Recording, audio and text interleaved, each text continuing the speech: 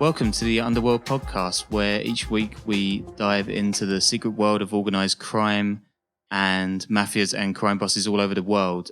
We just did an episode about Nigeria, specifically the Black Axe, something that I went out to report on a couple of years ago. And while I was there, I met Omoyele Sowore, who is a journalist, a human rights activist, a politician. Am I forgetting anything there, Yele? A marathon runner, perhaps?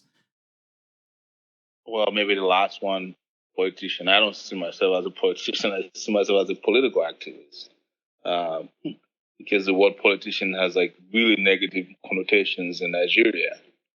Right. But you did run for president in the elections last year, right? Yes. On an anti-corruption ticket. And it has a lot to do with the kind of history of the cults in a way, right? Yes, it had a complete, it was woven into my history as an activist since I was about 10 years old, yes. Yeah, I first met you, a couple of years ago it was, in Lagos, in Sahara Reporters' office, right, which is the media organization that you've been running from New York for several years now. Since 2006, yes. Right. And then I went off all over the country for about 3 or 4 weeks and tried to find various people inside the Black Axe, which had various levels of success. But yeah, then that story came out last year and we've kind of been talking on and off since then. Now, you had a kind of really intimate knowledge of the cults going back to the sort of early 90s, right, when you were at college in Lagos. Could you just tell us a little bit more about that? So when I was in college, I didn't know much about cultism beyond the Paris Confraternity, which is a film by Professor Wole Soyinka. And I took you to him as well. I think we met him together in Lagos. Yeah, he's pretty belligerent about the way that it's become now, right? Since the days that he started everything. Yeah. Yeah. So when I got into school, we didn't hear much about them, but we're hearing rumors about recruitment into courts, but there were no courts groups. It was later we found out that their means of recruitment was using social groups. So one of it I remember was a social group known as ABC Club. So you come in as ABC Club. The intention is to just have a social feel on campus, which is to go to parties and meet hot girls and. So it's just like a Greek confraternity or a Greek fraternity in the US. Then, so that was their own innovative way of just like bypassing the negativity of being asked to join a court. So, but one day I think when year one there was a whole leafleteering on campus and posters saying that some group were going to sell that night. It was a cult group and there was panic on campus. They're going to sail? Yes, sail means, they're going to have like an initiation in the night. They said it hadn't happened on campus for a long time. Of course, the school authorities issued a statement. This was my first year on campus. Issued a statement saying this is not acceptable. It's not going to happen. Of course, during the night, everybody was asked to stay clear of the campus. Next day, we found on a junction on campus a coffin and some rituals on at the junction, and that was the last we heard about them. But then, in my first year, some guys moved into my room without permission, and turns out that they were cult guys, and we fought, and they eventually left. But I didn't know how proliferated they were on campus because we didn't have the usual clashes we're hearing from other campuses. So it wasn't up until my third year on campus that I started to see the infrastructure of cultism. Because I would go to certain places and I found guys hanging out in front of Lagoon Front and then certain clubs. So some guys who were students but never went to class and they're always drinking all day long. And then we're hearing about fights on Right. campus, and that got me interested. So at this point, the cults, like the Black Axe, for example, they've been like lots of cult groups have been banned on campuses by then, right? This is the early 90s. So Yes, they've been banned. There was an official ban on them by the federal government and the school authorities. So when you're coming on campus as a freshman, it's one of the information you get that you should never join cults. It's illegal to join cults. You are liable to be expelled if you're found in any of these cult groups. So I think it made them go underground, deep underground. But yeah, they were successful in recruiting people, students. Yeah. why was that? Why were they so popular with the young guys? I think it was because they didn't want to be identified, and they were supposed to be secret. And driving them underground made them to really become very secretive. But still offered a number of students, the mouth-watering offers of connection with powerful people outside, connection with getting girls and having fun on campus and becoming, successful in life, because quite a number of the people were actually successful. Yeah, so at this point that you've just got to university and you've seen this coffin and a bunch of kind of ritual stuff like hanging out on the side of the street, that must be pretty strange thing to see when you just joined up to college. And then how did you kind of like join the dots and see that there was this kind of big underground network going on? How did you find out that these guys were getting involved in it? We started researching, especially towards my last year in university, and the military rule became more pronounced. They started getting emboldened in terms of like political interferences on campus. They will try to sponsor student union candidates in the student union government, or on one occasion, they had a position that was opposed to that of the student union. And they were like, "Who are these guys? Like, oh, you can't go out to protest, we'll attack you," kind of thing. And then, of course, we're getting reports from particularly females of rapes, sexual harassment, and forceful kind of sexual activity on campus. And we're getting reports of stabs, especially coming out of the staff quarters, where the university professors had housing and the kids are there. But what has happened to most of the professors is because they have boys' quarters and they rent them out to these guys because the kids are fairly well-to-do Nigerians. So many of them actually children of army generals, and in those days, I mean, military top-notch people.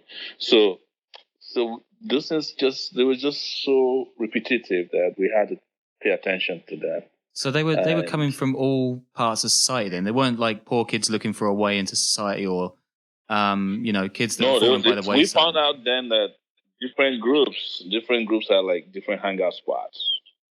So like the Black Axe had their own hangout spots. The Buccaneers, as I remember them, and the Aye confraternity in those days, and the Vikings on campus. I think about 5 or 6 of them that I know.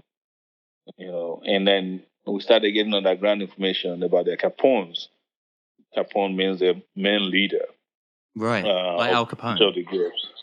Yeah. So, and at a point, some of them actually came out to me when I became student union leader that, we're the ones who choose student union leaders on this campus. But in your own case, you were too popular, but you just want to let you know that we exist. So it's kind of a threat. Kind of a threat. It was a subtle threat to say, look, you got to work with us. You got to let us know. We want to let you know that we exist. You got to just work with us. So at the point, I identified clearly the Capone of the Buccaneers, and those ones used to wear yellow, and that's the signal. They wear yellow berets, but they weren't wearing yellow on campus. But there was something yellow about their dressing, and the AA wore red, and they wouldn't wear berets, even though in their little world, they wore the signals. And then they had a greeting. Like some of them when they shake hands, they use the index finger to scratch your palm. So Right. I got to know of all the things. He has a student union president. It was somehow so fascinating. I was leader of student, and I'm finding out about all these secret groups on campus and how they operated. So I took time to learn who was where and where you could locate them, or who. So when there would be crime on campus, it was easy to find who did what. So at this point, you were the leader of the student union in the University of Lagos. I had become. But the time that I had when I saw the Buccaneers was as soon as I was sworn in as student union president. And I saw them, and one of their guys came to me and said, "Look, we hang out in this place. We're Buccaneers." I was like, "Wow, that's interesting. What do you do?" They're like, "No, we don't. We're not trying to harm anybody." So when he told me, like, "Oh, a former student union leader on campus who was still around, pretending to be doing his master's degree, was one of their leaders." And then he told me extensively how they were connected with the school authorities, because the school authorities used them for balancing, politically speaking, against student leaders who are not members of these cult groups. Why were they kicking out against students on campus then? What was the kind of fighting between students and the cults? Because we were opposed to what they were doing, especially issues of rape. And that's the point I said we had a confrontation over. We're planning a protest, and they issued a statement, kind of a cryptic statement, that we can't go out because they don't support the student union. And of course, we went bonkers. Okay, and you mentioned, I think when we last met, you mentioned that you were actually attacked by them, right? Was it 1993? So in my own case, so at the point when we knew these guys had become a distraction, and we suspected, rightly later we found the evidence to show that this government was using them as a social political distraction. We had to be opposed to them openly. So I was like, what it stood for was against what we stood for, which was a fight for democracy, human rights, human decency, and the dignity of human students. In this case, as I mentioned to you, we've had several cases of rapes, sexual assault on campus that were not treated. And then it got to the head when they called for a meeting on campus, and as we were doing surveillance, found one of them with a hand grenade. You found a hand grenade? Yes. And what happened then?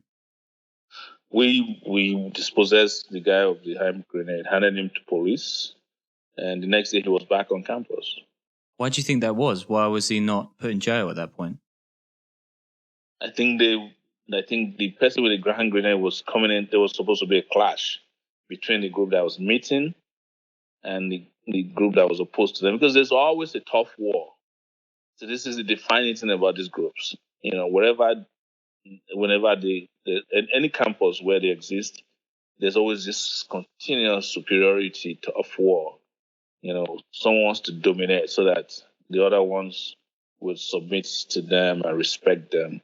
So, and I think there was an attempt to attack the group that was meeting on campus on that night. And this guy was coming on campus with a hand grenade, and we caught him red-handed with it, dispossessed him of the hand grenade before he could remove the pin. Because when he saw that,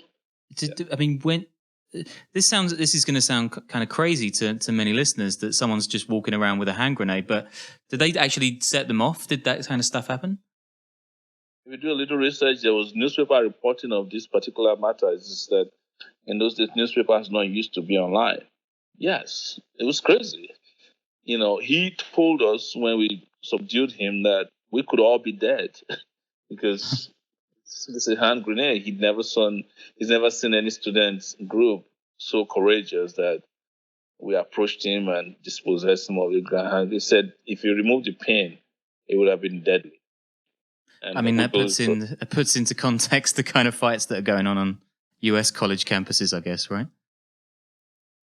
I think so, but I've never heard of a US college campus where people went to a sorority fight with a hand grenade. This one is a little bit sorority 2.0. Yeah. Yeah, I mean, I remember you describing them to me at the time as kind of lower district gangs in the US, right? They have more in common with your just kind of straight up and down gangs than anything else. They're more like street gangs, well armed, or fairly armed, and because I attended a university in the U.S., Columbia University to be specific, in New York. Never seen the sororities worried. I've seen members of sorority getting drunk, but not with a big knife or gun. Yeah. But I've also lived in Brooklyn, where I've seen street gangs at war. It wasn't funny. Yeah, and I mean that's the interesting thing about these cults, I guess, is kind of the difference between the gangs on campus and off campus and how they kind of work together. And I guess the difference with the Black Axe especially is that it still claims that it's this kind of charitable organization, right? The MBM, and they claim that the two aren't linked and that this is just kind of a historical anti-racist freedom fighting group. And I'm guessing that you would see it differently than that. Well, my experience with the Black Axe is different. I'm aware that there's a struggle within the movement to separate the militia from the original intention of the group.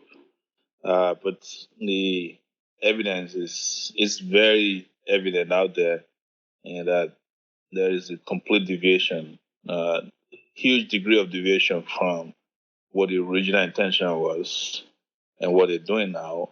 I will use the description of black on black violence that settled on South Africa after the end of apartheid. So I don't know where the MBM is doing charitable work today, but I've seen after effects of gang wars between the MBM and others in the Black Axe. And so something that's quite hard to parse apart is like how these guys on campus that are maybe like dealing drugs and causing fights and committing abuses on fellow students, how are they connected to the guys outside the campus gates, the politicians and the kind of crooks, and the kind of how are those two worlds linked together?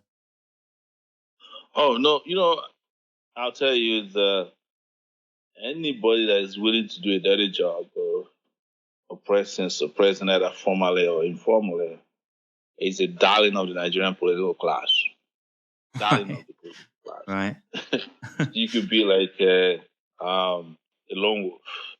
If you can kill and they know you to be like really daring and destructive, or your phone will be ringing off the hook from big time politicians. So you just have to show that you've got some muscle behind you, and then they're gonna come running for you. You just have to show that you can do damage, real damage. Yeah, I think that Americans might have seen some guys like standing outside the ballots recently in Virginia, and they're like, these guys are holding up democracy. But in Nigeria, I mean, historically, in the last sort of 15, 20 years ago, it gets really violent, right? It's not just people standing outside the voting booth. It has been violent. I mean, if we were taking, if there was a museum, not a museum, if there was a burial ground for victims of cult gang violence in Nigeria, it would probably be as many as the number of people that were killed in one city in Liberia during the war. I'll be saying we would have nothing less than some 1,500 persons buried in that place if we were to have a cemetery for victims of cult gang violence. So the politicians would be kind of paying these guys just to cause chaos, right, around elections and make sure that people were voting for the right guy. I feel like I was done with campus politics, as I call it, or campus student activism. I went on to become a publisher, and I did some focusing the role of the cult gangs in political activities. Found them to be very active in Ogun State years ago under former governor Benga Where's Dagba. Ogun State, just for people that might not be... Ogun State is a state next to Lagos. Okay. I found them to be very active in Delta State, in Edo State, in River State, Cross River State, in Akwa Ibom State. They're still active to today.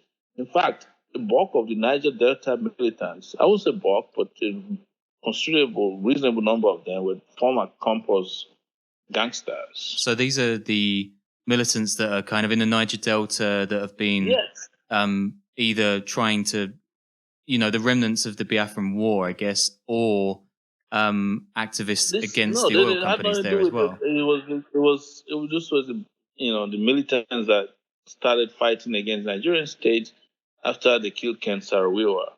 Right. Most of those guys were former campus, secret cult leaders or operatives. And Edo being the state around Benin. It was a natural progression for them. And yeah, I mean, I traveled out to Edo when I was there and spent some time in Benin City, and that's the kind of, I think the NBM calls it their mother temple, and they speak a lot about the history and the massacre that the British committed there, and how that's kind of characterized the movement in its early years. But there's all sorts of different stuff going on in Edo now, right? That's what the home of the human trafficking problem, really. So many women being trafficked into sex, and the Black Axe is a part of that, right? Well, what we have heard and found out is that they have gotten involved in this, and I have seen video clips of fights in Italy between these cult gangs fighting for turf. Yeah, it's crazy. Yeah, and so the evidence is clear that some of these guys have really graduated internationally, and some of them really involved in the human trafficking rings between Edo State and Europe, and particularly Italy. And you mentioned before, to take it back to your time as a young man, kind of fighting for rights on the campus. You said that they grabbed you one day, these guys, right? And they kind of tortured you. Yeah, they grabbed me, they touched me, they injected me with an unknown chemical substance. I won't say chemical, with an unknown substance, and left me for dead. And I ended up in the hospital. What was the lead up to that? It was because we're having issues with the operations on campus, and we didn't want to have a campus taken over by cult groups because we felt it was sponsored. We knew it was sponsored by the government and the school authorities to suppress one of the most active student union groups in the camp in Nigeria at that time that was fighting for democracy.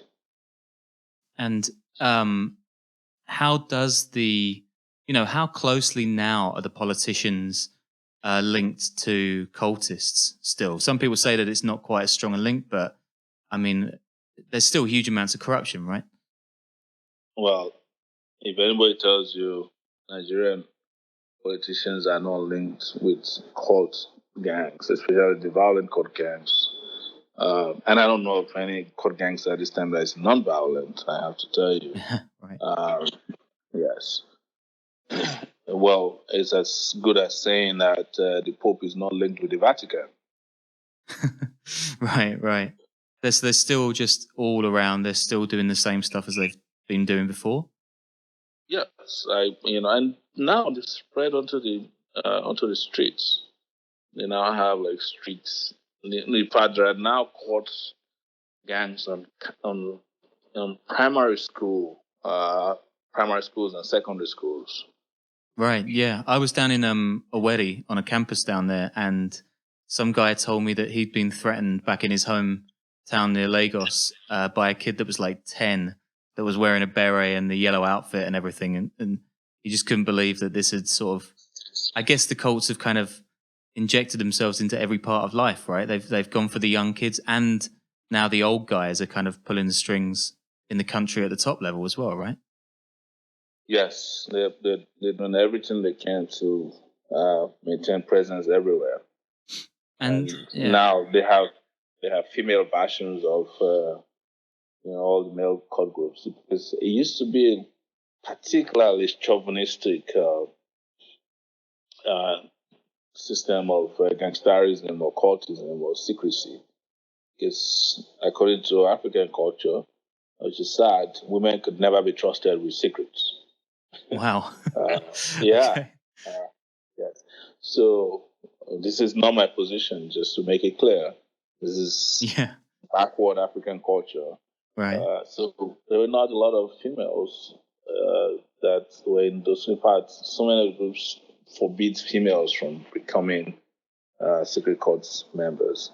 But now there's Black Bra. I've had so many female counter versions of each of the deadly cults, and some of them are deadlier than the male versions. So it's like really out of control at this point. And I mean, like I was kind of discovering when I was doing my reporting as well, so much of the violence and the kind of gangsterism that came out of the confraternities in the sort of late 70s, early 80s was a direct result of the military dictatorship, right? That it was imposing its power down on the people. Yeah.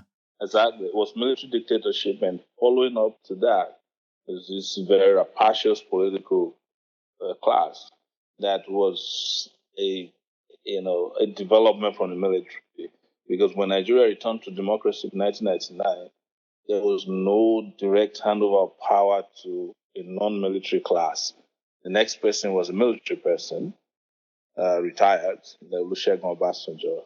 So that culture of violence and the use of violence to achieve, as a means of achieving power, was still very prevalent and still prevalent today. Yeah, and, I mean, Buhari is in power now, if right? you look at where we are today, if you look at where we are today, we still have a former military grandpa who is still in power, still using violence and intimidation, harassment, and general muzzling of opposition as a means of achieving compliance. So we're still in that cocoon of militarization, right? Body policy in Nigeria. And you set up Sahara Reporters in 2006, right? And people have called it. I did set up. Well, I would say 2005, but the first publication, didn't come out until February 2006. Okay. And people have called it Africa's WikiLeaks because, unlike so many outlets in Nigeria, you've really hammered corrupt politicians. You haven't really had the fear to go after people.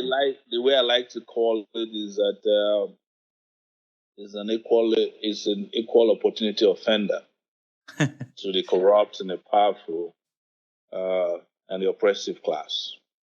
Yeah. And I guess that brings us up to date with your current run in politics. So could you give me a little rundown? I mean, I don't know if I've mentioned this already on the interview, but you're actually calling me from house arrest in Abuja, the capital, right? Yeah, well, the right way to describe it is probably never seen in a dictionary of any form of arrest. I mean, a city arrest. Confined to Abuja, the federal capital of thieves. It's called FCT. The federal capital territory is what they call it, but I call it federal capital of thieves. That's my own appellation for Abuja. So that's where I'm talking to you from. Yeah. And how long have you been in Abuja for? I've been here since December 24th, 2019. It's almost 9 months now, in a few days. And tell me a little bit about how that came about and how you decided to run for the presidency last year. Well, I ran for presidency in 2018, and the elections happened, or the non-election or selection happened in 2019. And after I found out that they weren't interested in free and fair elections, I started organizing young people across the country for a peaceful confrontation against the state, the Nigerian state, and President Muhammadu Buhari. So we scheduled a peaceful protest for August 5th, 2018, 2019. I came from the US in July to organize it and mobilize for it. On August the 3rd, 2019, they invaded my hotel room in the middle of the night and got me arrested and flown to Abuja, where I am now. Detained me for about 5 months and charged me to court for a variety of crimes, about 7 counts. One of it was that I was trying to overthrow the government and that I insulted the president. In addition to laughable charge that I was engaging in money laundering for transferring money from one of my accounts to the other. Right. And so, excuse me. But by the way, they dropped 2 of the charges. They dropped all the charges of money. Yeah, they dropped the money laundering charges and charge, and also that of insulting the president. So I'm left with treasonable felon, which is the insinuation that I was trying to overthrow the government with placards. Since you were kind of bundled into a van and taken up to the capital, you've had people back in New Jersey led by your wife who've been protesting on your behalf there. You've had Amal Clooney has kind of joined the call to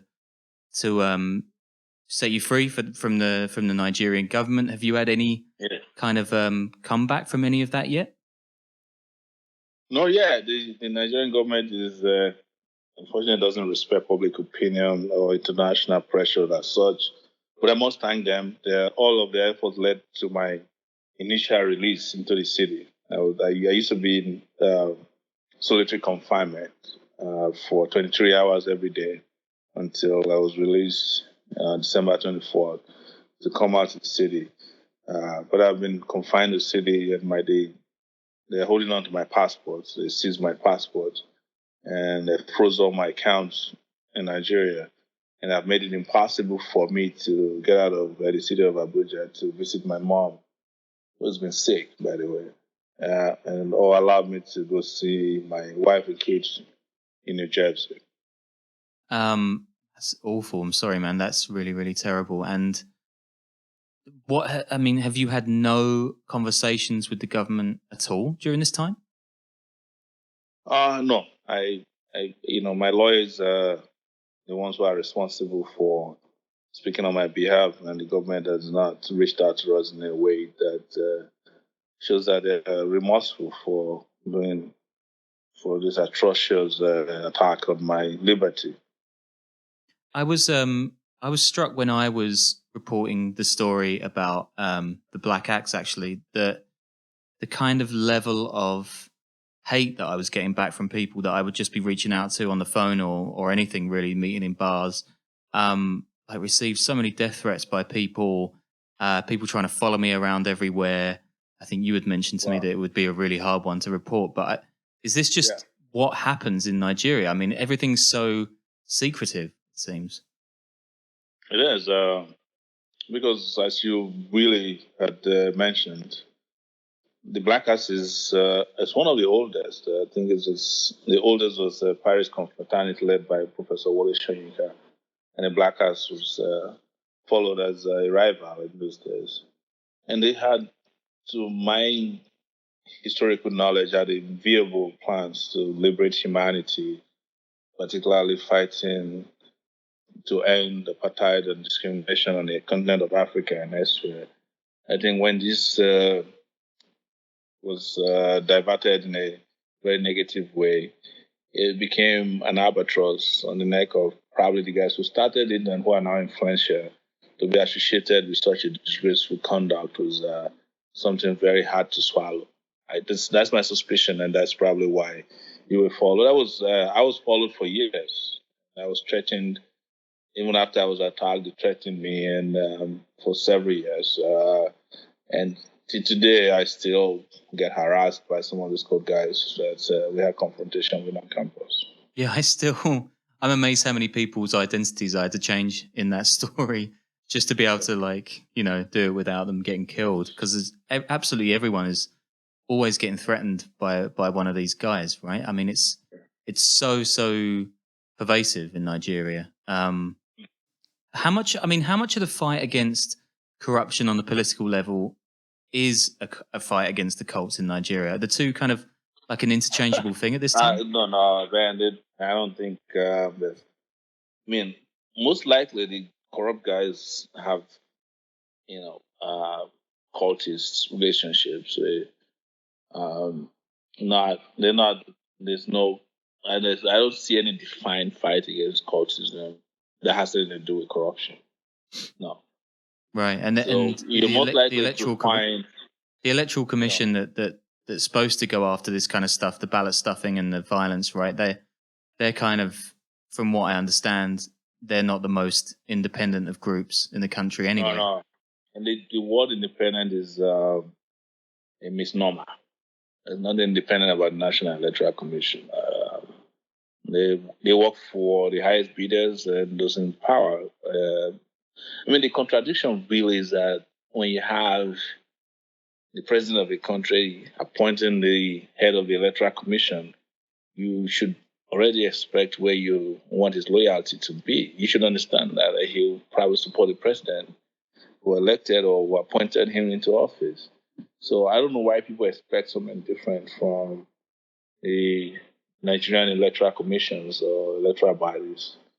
They were designed ab initio from the beginning to for the piper to dictate the tune. Yeah. I mean, I guess that America's going through it right now with its Supreme Court pick, right? And so many people are up in arms about whether the next Supreme Court pick is going to be a conservative along the lines of Trump. But it's like, you guys created this system. So who's surprised that who's in power gets to decide on kind of what justice looks like as well? And I guess that's a similar thing to what you're describing, isn't it? Yes, it's the same system. We got a long way to go here. It's the reason why after 2019 election, we switched on my 7 number of young people, lots of them switched over to Revolution Now. We don't think the existing reform templates can take Nigeria to any enviable heights. It's not possible. Right. So it's only from the ground up that people can really fight back. A complete overhaul. It has to be a complete overhaul. Okay. Well, yeah, thanks, Omoyele. I guess I'm really sorry about your predicament as it stands, but I'm hoping that something can sort out soon. Do you have any hopes that anyone's going to be changing your situation in the near future? You know what? I'll just say to you, que sera, sera. Whatever we do, we do. Yeah. Well, sure, it's not for us to say, man. Well, it's I hope the best for you, and thanks ever so much for speaking to me. Thank you so much. Revolution Now.